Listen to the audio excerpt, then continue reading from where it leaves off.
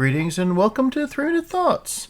So, I know, weird outfit today, but I'm in a weird mood because, well, some could say it was monkey's paw. At least some people have said that. I feel it's more like Alanis Morissette's ironic. But I was in the hospital again. Yeah, very brief visit where there was some surgery and stuff, which I will get into. But it was pretty much more of the same. So last week, on Tuesday, saw my infectious disease doctor. She's like, your white blood count's high. It's like 30, which is really high. Other than that, you're doing fine. So we'll sign off that you don't need to come visit us anymore. And I go to Wednesday, and the wound clinic doctor there is like, yeah, your wound is looking fine. It's healed up really nicely. And we're going to sign off that you're good to go.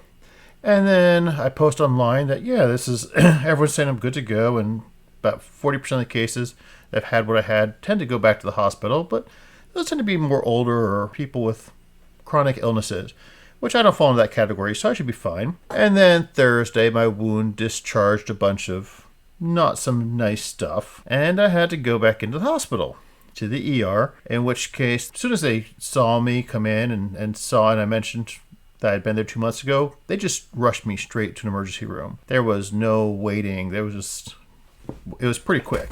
But then they realized it wasn't sepsis. It wasn't as bad as it was last time. They took a culture and they took some examinations, but it wasn't the same as last time. Last time, I was rushed immediately to surgery 2 hours after I got into the ER room.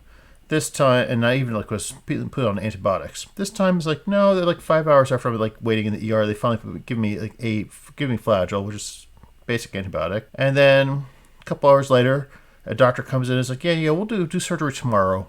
We're just have you wait overnight. And so that's what that situation was. And then I get put back in the room. I'm like, wow, I'm looking at all these people who are in chairs. I'm glad I'm not in a chair. And then 5 minutes I hear yeah, we can move that guy to a chair because we don't really need to save a room for him because there's this 92-year-old who has broken his hip who needs a room. So again, ironic. Then I'm glad I'm not in a chair and get immediately bumped to a chair, and then I got bumped to a bed. And by a bed, I mean it was a little cot it was a hospital bed. But it was all around the nurse's station. They had all these beds because there were no rooms.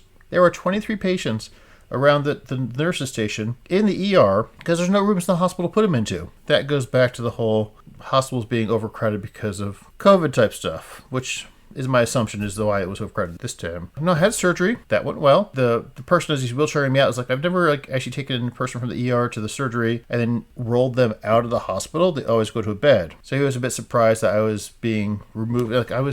My legs were not working from the anesthesia. But they just rolled me out of the hospital into an awaiting car. And yeah, hopefully this will heal nicely. That's my current sense of stuff. Have a good day. Thanks.